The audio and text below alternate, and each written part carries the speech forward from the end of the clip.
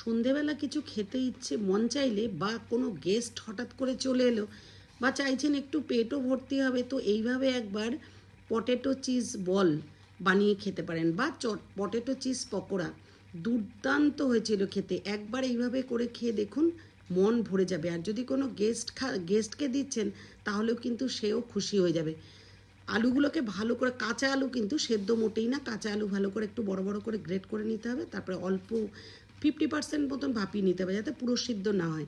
তার মধ্যে ঘরোয়া কিছু মশলা আর কর্নফ্লোর দিয়ে ভালো করে মেখে নিয়ে ভেতরে পুর দিয়ে দিতে হবে বাদামের, আর 2টো করে কিউব চিজ।